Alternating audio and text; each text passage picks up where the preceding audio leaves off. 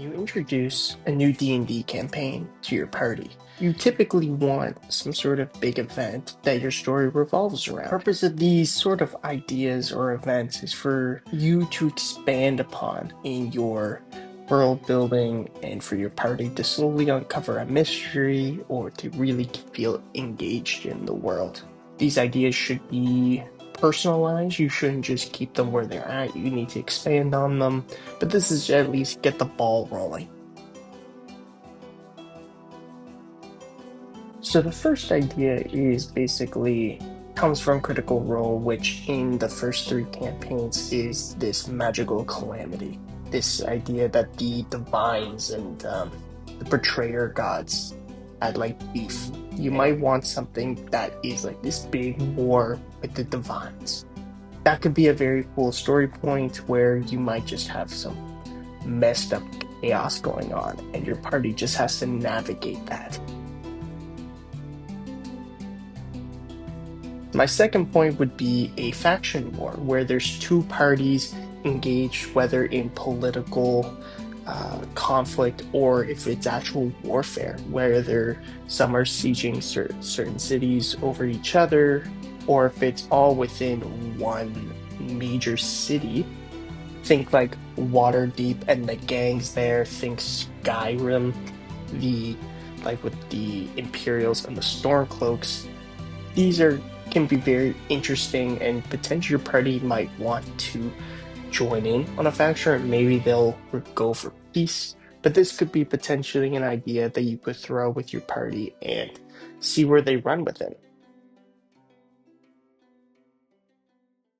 Third point would be a monster uprising. Maybe there's an increase in goblinoids in your area. Maybe they are led by a hobgoblin leader. Maybe they are a little bit more militaristic in their approach to seizing cities. Maybe you start off your campaign with them sieging a city. Maybe the characters are already in that city. Maybe it's not even goblinoids. Maybe it's giant attacks. What if a kingdom, whether through magical means or not, just disappears? Maybe it's sent to a different plane of existence. Maybe it is just destroyed because of a famine, or maybe it is destroyed through siege, through warfare. What's going to fill that power gap? What's going to unfold now that this kingdom is gone? Who's going to step up to the plate and seize control of this kingdom, these resources? Where are the people going to go? Think about potentially doing a technology boom. See how that affects travel, weaponry, like just quality of life. But at the same time, you could also do that bandits their hands on some very advanced weapons. What if your big bad evil guy produces a bomb? These are very fascinating things you could potentially explore in a world that has a technology boom. Weather events was always very fascinating to me because I always want to a certain extent make weather a little bit more important in my games. The weather events I have in my campaign going on is what I call the elemental tide. And the elemental tide basically was this sort of magical event that affects the weather now. So the weather will like drastically change almost nearly every day. And the idea behind it was that I wanted to give a little bit more of a chaotic feeling to the world where you could be strolling up to a town one day and then a tornado could come through the next day destroying everything. So the idea behind it at least is just to give the players this constant presence of what's here in the world could disappear and how do people rebuild from there. Downfall of a significant figure in your world. I'm thinking animes like Freerun, where the Demon Lord is defeated. How does that affect the world around them? Well, peace kind of falls across the world. There's, of course, little conflicts here and there, but generally the world is filled with peace. Maybe it's too much peace. Maybe there's uprising, like little small pockets of organizations starting to form. Who's going to take the initiative in seizing power? Of course, it doesn't necessarily have to be someone evil, but there should be something significant that the person who dies should have a significant influence on the world around them. And then who fills those shoes?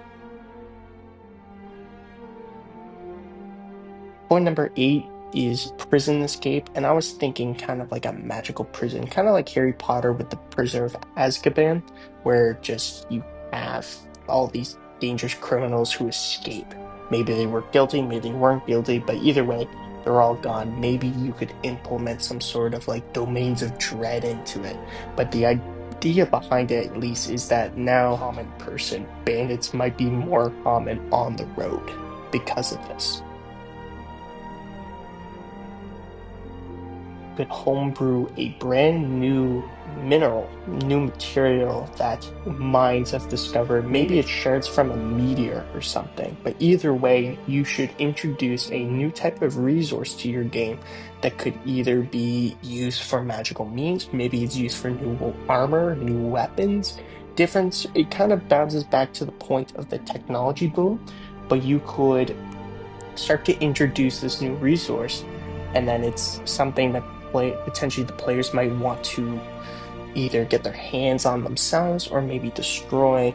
But then you could also gives you the opportunity to potentially make your own spells if you want to. Imagine like making material components with this new resource. Maybe it's like a shard or something like that, but what if it's crushed up?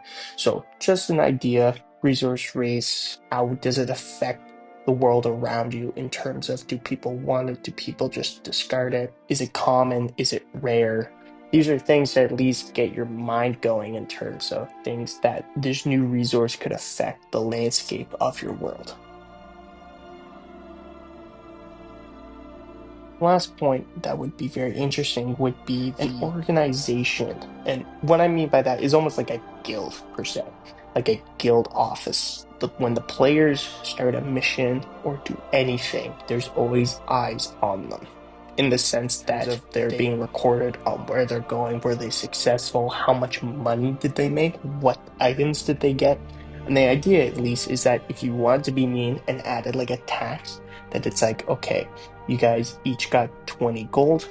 We're each going to take 5 gold from you. You could also do something where potentially people who they meet in your world would be willing to do under the table dealings with them. Are they trustworthy? Are they not trustworthy? How much are you offering? Is it something super sketchy? Is it deadly? Why would people be willing to do deals under the table and not through the guild? That's a big question that I would potentially look into if you want to do something with this. If you have questions, put in the comments, and thank you all so much.